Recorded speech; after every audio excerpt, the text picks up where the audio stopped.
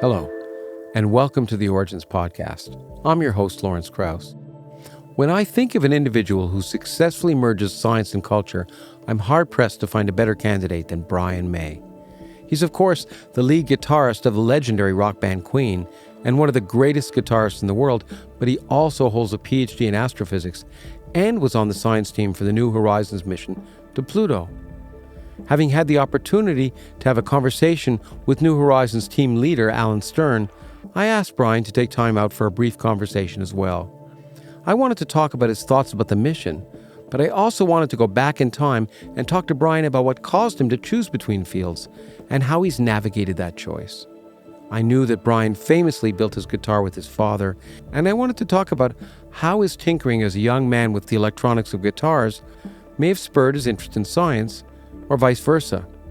I also knew of his other interests in science fiction and the science behind stereoscopes, about which he's written several books. The conversation was especially warm and enlightening, and I hope it will be of interest not just for Brian May and Queen fans, but more generally will provide new and exciting insights for all fans of science and culture. Patreon subscribers can find the full video of this program and all our programs immediately upon their release at patreon.com/originspodcast. I hope you enjoyed the show.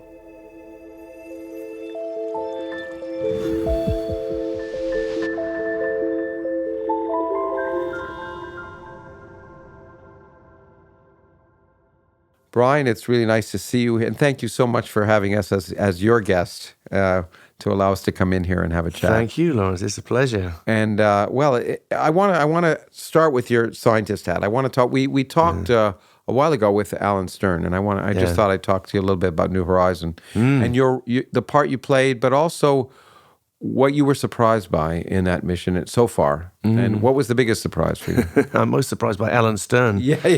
He's a phenomenon in himself. Yeah, absolutely. My God, the man's amazing. I don't think he sleeps, and his brain is so quick and so agile. And also, I think what people don't realize is a position like that as leader of a mission like that needs incredible people skills, and he has that management skills. He just has that knack of getting the best out of everybody without ever being, kind of pushy or impatient or whatever. He just gets 300% out of everybody. Amazing. Well, people don't realize that science is generally big science, and most some big scientific experiments require management skills as much as scientific skills. And also so long, because from the time of inception of a mission like that to the time where you actually take the first picture of, in this case, Pluto, and you got to keep people motivated. When did you sort of begin to get involved in it? How long have you been associated with it? It's gradual, really. I was kind of on the outside looking in, fascinated, because I keep an eye from a distance on all this stuff. And I have a great collaborator called Claudia Manzoni, who helps to keep me fed with all this information. She's great because I don't always have time to look at everything. Yeah. So she's my channel, really, and she works with me on the stereoscopic stuff. So I was very aware of the missions, but the funny thing is, Alan and I were talking about it. We can't remember how the first contact actually happened. I think it was through a mutual friend. We got talking, and he said, you'd be welcome to come out and be with us when we actually do this flyby of Pluto. So I jumped at that chance. I jumped a little nervously because, it's a little out of my... At the time, I felt it was out of my sort of price range, I'm an interested party, and I am an astronomer to a certain extent, but I'm not a professional astronomer. I do other stuff, as you know. On the side. But so I went down there, and I have really... The major interest that I have is this stereoscopic side of everything. I have this passion for 3D, stereoscopy of all kinds. It's and of nice course, to be surrounded by it here. Here we have around us all sorts of stereoscopy, starting from about 1838 onwards. And of course, stereoscopy was huge in the 1850s, which is the great boom. And that's kind of where my heart is. But I apply everything that I learned from the 1850s to astrophotography. So you just, all the time, you think there's nothing new under the sun since Charles Wheatstone, who discovered the principle. So all you need is a baseline. And in astronomy, and especially with all these probes that go out and get close to objects, you can normally get what you need to take an amazing stereoscopic picture of something. We have one of your books here, but and I know a bunch of 3D books. Have you produced a 3D book of astronomy, of astronomical images? Well, Mission Moon 3D is all about the Apollo 11, the Apollo missions, and the whole space race, about the Russians too. So that's the closest we've come to an actual astronomy book. I haven't seen any 3D pictures of Pluto yet. There is one. Yeah, I was able to get it. Wow. That was my great scoop. I happened to be in the right place at the right time. And you haven't seen that? Okay, no. Well, I'll show you. But yeah, you just need a baseline, and this probe is flying thousands of miles an hour past this object called Pluto, which until now has been a white dot in the distance. And what you get is a picture from this point, and then it moves on. You get a picture from the next point, and so you have your baseline. It's how far a baseline? Do you know? How far? It would be tens of thousands of miles.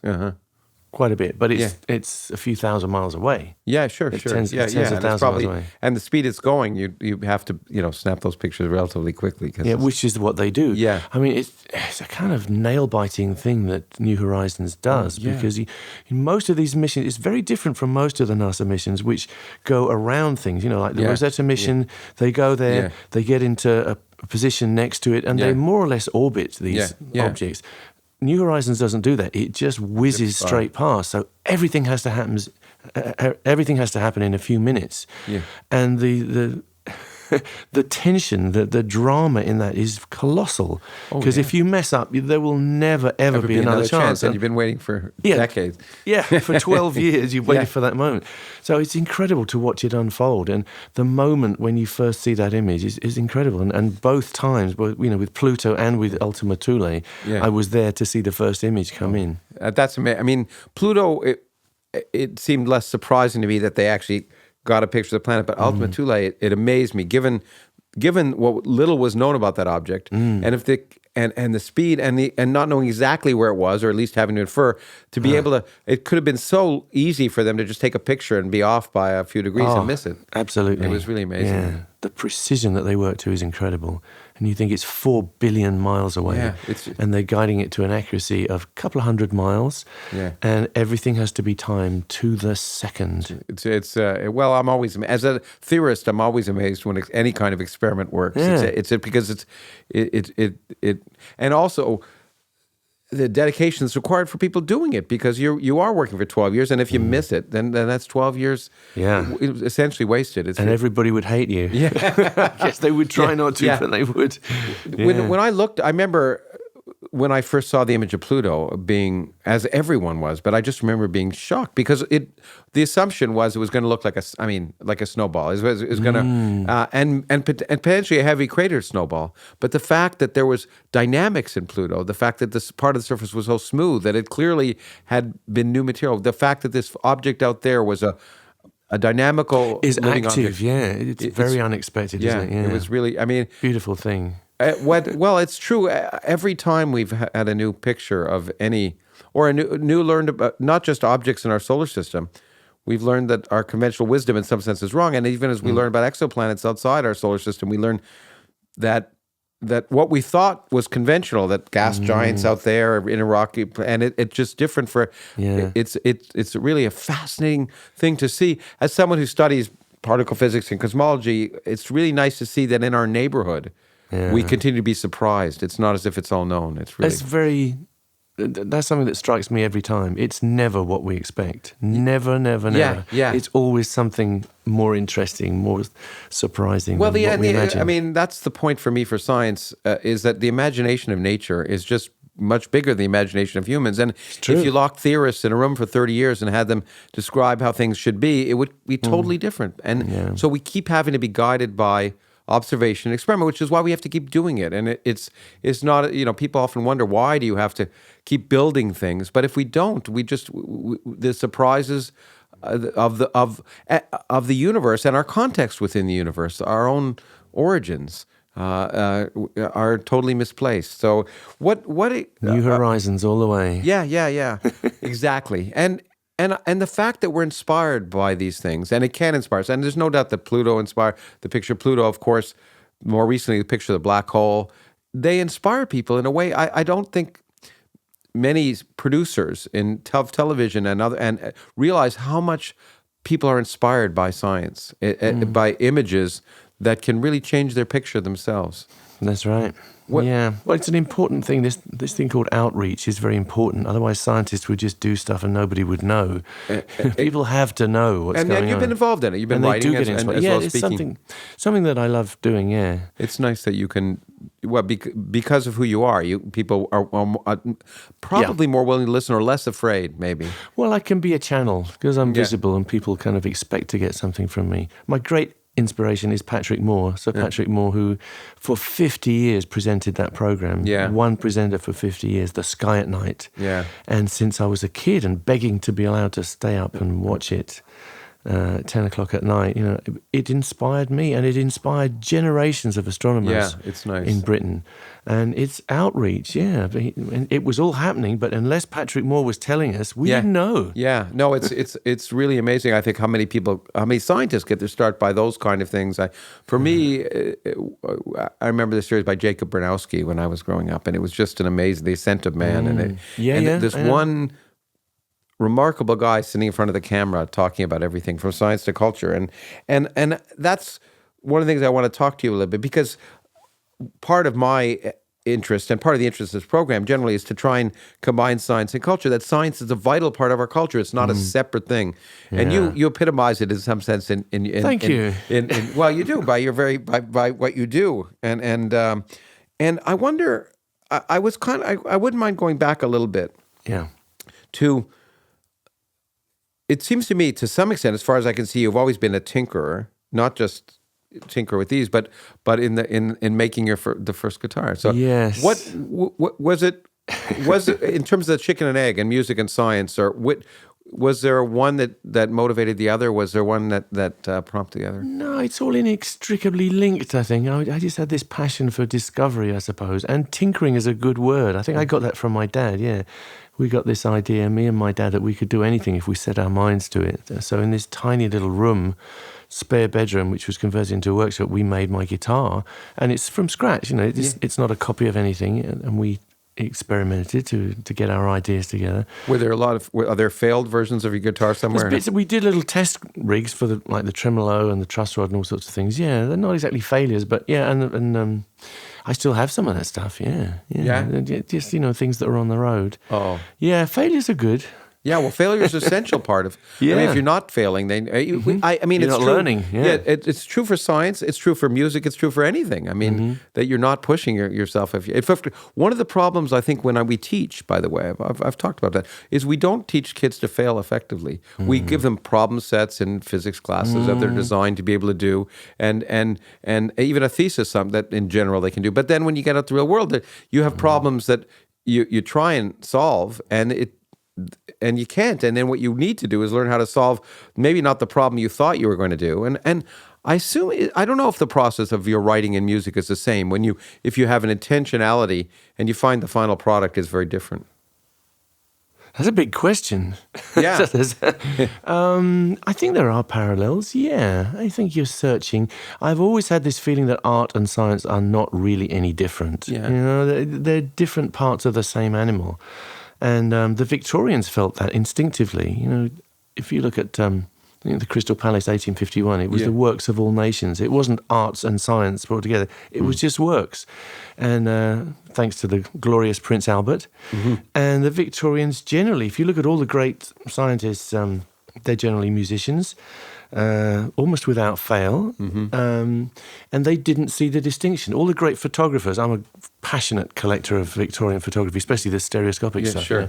All those guys are artists and scientists, and they have to be, because they're working in a medium that requires incredible knowledge of chemistry and physics. They also are creating art, creating portraits, landscapes, beautiful things, and they don't even think that there's a distinction. So that's how I am, and I resisted the 20th century concept that you have to be one or the other, and they try to split us, and they succeeded for a while. And I think that was bad. And I think now we're seeing a coming together, a rejoining of art and science in someone like Matt Taylor, for instance, who's the PI of another NASA mission, the Rosetta mission. You expect to meet this boffin guy who's one of the most successful scientists of our time. He's a heavy metal phenomenon. He's got Einstein tattooed here and Lemmy tattooed on the other side. And he's as much passionate about his music as he is about his work, his science and his engineering.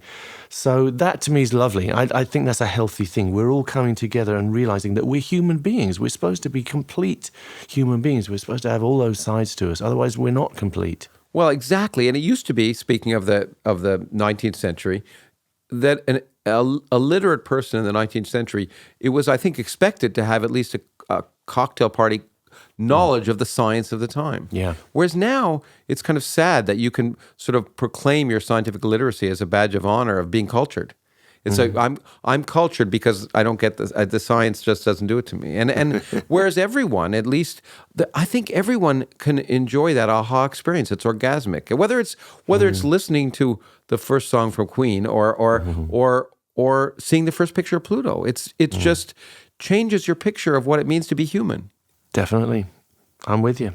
And but there is one thing that interests me in that regard, and you're one of the only people I can talk to about this, because you have spanned it for a while. I guess you had to separate, right? I mean, you left astronomy to do music. I did. I always thought astronomy benefited from me leaving. Yeah. But yes, I did.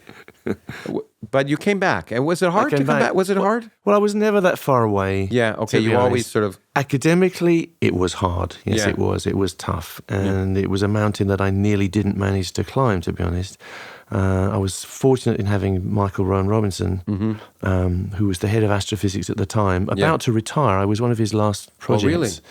Yeah, but he rang me up when he'd heard that I was thinking of rejoining this astronomical community, which had become astrophysics. Yeah, and said, if you want to finish your PhD, I am here at the place where you started it, and I will be your supervisor. Oh, that was wonderful. So it was incredible. I mean, my heart kind of stopped, really, and I dropped everything. I dropped for a year. I didn't do anything pretty much except just sit in a little office in Imperial College, back where I'd started. Yeah. Picking up the pieces of my PhD. It was tough. Yeah, it was really tough. Yeah, and they had to, they couldn't make it easy for me because that's not what PhDs are about. Yeah. PhDs are about making it fucking hard for the person. Yeah, it's supposed to be happy to get it over with. Every PhD student has to want to give up or else he hasn't I almost earned his, you know what that's like. Well, I think, because if you didn't, you might be too comfortable being a PhD student. Yeah, exactly. Yeah. So it was hard, and I think 3 distinct times I tried to give up, but I had good friends. One of them was Garrick Israelian, who runs Starmus. Yeah. He took me away for a week and taught me how to read papers. Again? Scientific papers. He re-educated me on how to actually get the information out. And that was incredibly valuable to me. And Patrick Moore was incredibly supported. He just kept saying, "You can do it, Brian. Of course you can do it. Of course you can." I went, "Patrick, I can't. My brain's gone. I've been playing music for 30 years. I can't do this." "Of course you can." And my wife was very supportive. She was great. She was just like, you chose to do this. You're going to do it. You can do it. That's great. She didn't say, "You're going back to be a student? How will we survive?"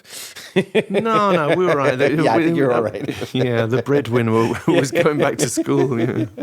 Well, she's a breadwinner too, that's the thing. Yeah. Well, but what I was going to ask you is, what disappoints me about people, their approach to science often is the notion that to appreciate science, you have to be a scientist. No one says to appreciate Queen, you have to be a musician, or to appreciate art, you have to be Picasso, or literature, you have to be Shakespeare. I mean, you could, everyone can appreciate those things, but somehow the notion is, well, you really have to be a scientist to appreciate science, when in fact, of course, we are all scientists. But it's interesting that now I think the hurdle partly is this sense that mathematics is involved in science, and somehow there's a hurdle that people need to get. But of course, and mathematics is beautiful in its own right, of course. I think I would blame some of the communicators of the 20th century who kind of wanted to mystify it, you know, to make it seem like they were very clever and they understood it and we really didn't. Yeah. I think that still persists a little bit, but we're coming out of that, I think, And pictures really help. You know, everyone can. Instagram is great. You know, you put a picture up of that black hole on Instagram. It was enormous. One of the biggest things that ever happened. Yeah, I mean, I put one up. We don't understand black holes. I don't understand black holes, really, honestly. I don't. But I look at it and I feel like I'm connected to it. I have some kind of understanding that this is happening out there and we're discovering. And I'm excited. Everyone was excited about that. Yeah, it was amazing to me. I got, of course, lots of calls and letters and at the time asking me about it. It was, and of course, and I actually worked on black holes theoretically, and you know, it not as if it changed our picture, but just seeing it and for me, it was a triumph of human ingenuity. I mean, the notion that we could actually combine 8 telescopes around the world and interferometrically take such and it worked. I mean, it would have been interesting if the picture hadn't looked at all like we expected either. That would have been, in fact, for many scientists, would have been more interesting, right? To see it be, like Pluto look different than would have expected. But it looks a little asymmetrical, doesn't it? Yeah. Well, I think it does look asymmetrical, although some people argue because the spinning of it that you'd see one side a little different than the other. I wonder. Yeah. But it's but being connected, it's pictures. You're right, and I want to ask you another question because I wouldn't mind talking a little bit about your impressions of, say, manned versus unmanned or human versus unhuman space travel. When I see pictures from the rovers, I almost feel like I'm on Mars more than if a man was on Mars or totally. a human. I'm with you, I felt that about the Pluto mission. You know, every time I'm sitting in that control room, I feel like I am in that probe approaching this object. Because the camera's part of the probe. It's not separate from the probe. It's an integral part of it. Yeah. And so I think the notion that we stuck to this planet can be at the same time able to experience Pluto, black holes, or you know, and the pictures from the earliest history of the universe are inspiring because they change our view of ourselves, which is what the purpose of art is too, I think. I mean, right? Absolutely. It's to reflect your view of yourselves. Yeah, absolutely. We have that ability as a species to be able to look inwards. And part of looking inwards is looking outwards and understanding and relating to what is inside us, Well, you know, one thing that interested me about you, given that seemed to me that you're a tinkerer, this is patented, right? It's your I'm an inventor. I love it. I sit in my little workshop and I fiddle around and make stuff. Now, but I wonder, that's what surprised me because if I understand your astronomical work, it's theoretical, right? No, not really. Not really? No, I was an experimental astronomer. My PhD is about spectroscopy, looking at movements of lines. But not building spectrometer. Yeah, I built my spectrometer. I you built did? the whole bit. Yeah, I built the spectrometer, the coelostat that went with it to direct the light into it, and I built the electronics, very crude electronics, in the 1970s, which processed the information. No, it was a purely... Yeah, it was experimental PhD, but you have to bring some theory in to figure out what you're looking at. Okay, that makes more sense. I just seemed to me that given everything else I knew about you, that I would have been surprised if your science wasn't involved in building and including the electronics to some extent. Yeah, I hated it. I hated my electronics because it was very crude and didn't always work. You know. Well, what about the electronics of the guitar, which I understand you wired differently? Yeah. How did that come about? Well, I had my dad. See, my dad's an electronics engineer, so I really had a great start there. He taught me about everything. He taught me what series and parallel meant. And I wasn't as good as he was ever. You know, he just lived and breathed electric currents and PDs and stuff, but he taught me that, so it makes very good sense that we rewire the guitar. Well, we wired the guitar in a way that was different from anyone else at the time. But it was his idea, and it was probably both our ideas, really. Yeah. And what was it? I kind of knew what I was looking for, which was a breadth of sound from the guitar. But my dad was able to help me find what I was looking for. Well, that's fascinating. Well, it's fascinating to me that people who do that professionally hadn't done that. I guess. Was it because what do you think? Was it because they weren't musicians, or because they're clearly musicians? But it's hard to know why someone has a new idea. I guess. Well, they did pretty good, you know. And the people at Fender and the people at Gibson did a pretty damn good job, you know. I was just finding variations, little corners that people hadn't explored before. When I also look back at your scientific history, I was just in Tenerife, actually, with my friend, a filmmaker, Werner Herzog, and we were up at the Solar Observatory. But it was, of course, I'd been up there before. Yeah. But this day was beautiful, amazing, because it was, of course, completely covered in mist. And it's spectacular. We got some incredible photographs. I'll send you a few. Werner's wife was a photographer of the observatory coming out of the mist. If you, well, I lived there, don't you? Yeah, for quite a while. Yeah, yeah. I love that.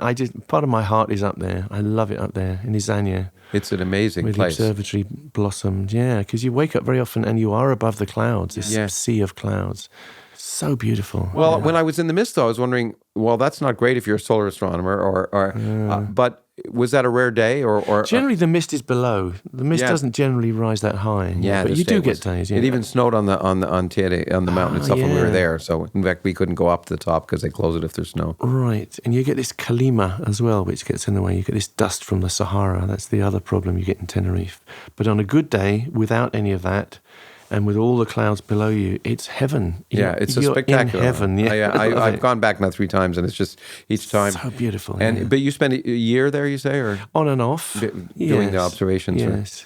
And did you speak Spanish beforehand, or did you? A little bit, but I learned a bit from being there. Actually, there's another interesting connection in our dialogues with people. Given the cover of one of the albums is an Astounding Science, right? Oh, and Frank. And so it's Shelley Glashow, who's a colleague of mine, a Nobel Prize-winning physicist, said it was Astounding Science that got him into science. And interesting. And was that so? Astounding Science Fiction. It was called, it was Astounding Science Fiction. Yeah. Did you read that? Was that your doing, putting it on the cover? Actually, Roger found that. Yeah, he found it because we were both science fiction buffs when we were kids. And he found that, and we got in touch with Frank Kelly Fries, who had painted that picture, and we commissioned him to do a version for us. The original picture had him, the robot, which we call Frank after his creator these days. The original picture had this hand of the robot, and he's holding it up, and there's blood coming from the soldier that he's picked up. Yeah. But what he's saying apparently is, "Fix it, Daddy."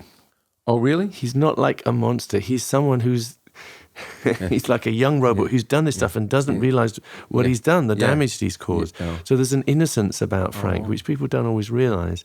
I know a lot of people got very scared about him when they were kids. It's funny, even you see that on The Simpsons. They have an episode where they're scared of the robot on News of the World. But so we got Frank to do this picture. He did us 2, one for the front cover and one for the inside, because it was a gatefold album. Yeah. And the inside shows what's happening from the inside of an arena where the robot is reaching in and pulling us out. Oh. Yeah. Oh, it's a great story. Yeah, it's strange that there's a sequel. Well, not a sequel. The story continues because Frank passed away, sadly, a few years ago, but we're very much in contact with his wife, and she always comes to see us when we play nearby. Nice. And just recently, the original artwork has surfaced for that picture, so we're hoping to get it, keep it for our archives. Oh, good. Oh, well, good luck. It would be a lovely thing to have, yeah. But you and Roger were science fiction fans? We were, yeah. I wonder, again, I like science fiction, and it's hard to know, once again, chicken and egg. Do you like science fiction because you're interested in science, or did the science fiction inspire you to be interested in the science? Just all at the same time. Yeah, that's the way it was as for a me. kid, you're just open, aren't you? Just to everything. I picked up every bit of science fiction I could. Yeah, I used to like John Wyndham, who was a British science fiction writer. I read every single one of his books. All Penguin books, weren't they? Yeah, exactly. And although I wrote a book called The Physicist of Star Trek. Actually, Stephen Hawking wrote the foreword for it, and he said there that science fiction, like science, inspires the human imagination. Really? But what I've learned since then, of course, the great part of what makes science fiction good, if it's good, is the story. It's the science is there, but it's not what makes it. It's got like the Frank, like the robot. I mean, that's a poignant thing that you can relate to. I mean, the robot is there; it's nice, but the story of the. I agree. Yeah, it's always the human side which makes it worthwhile. Really, I mean, my science fiction song 39. I don't know if you know about that. I was going to ask you about 39. It's the same kind of thing. You anticipated. Yeah. Well, there's a scientific phenomenon there, if you like. The time dilation. Yeah, dilation exactly. Effect, and did you want to? I mean, did you always want to write a song with it. Well, it was just in my mind, but what fired me up was not the fact that the physics made you lose time, but the fact that what would this do to you as a human being? Exactly. You know, how would that experience be if you came back from a trip and all your relatives were dead and you were looking at your descendants? Yeah. You know, how would that be? So to me, it's a human song. It's got a science fiction skeleton, if you like, but it's about human beings. Well, it's again that interweaving of the human experience and the science, and I think that's essential. And and too often people think science is out there or the universe is out there, and we're here and there's no relationship. And in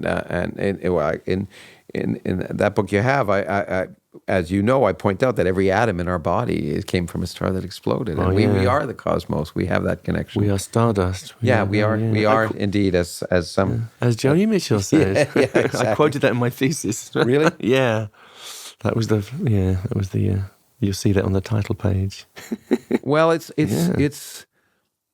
been a pleasure to talk to you about everything from science to culture. I wish we had a lot longer, and there's a lot of questions and a lot of discussion. It's just nice to spend time with you, and I really appreciate taking the time. I appreciate it too. It's really stimulating. We'll do it again. I hope you'll come see us in Phoenix, and just keep doing what you're doing. It's great. Thanks a lot. Thank you. Bless you.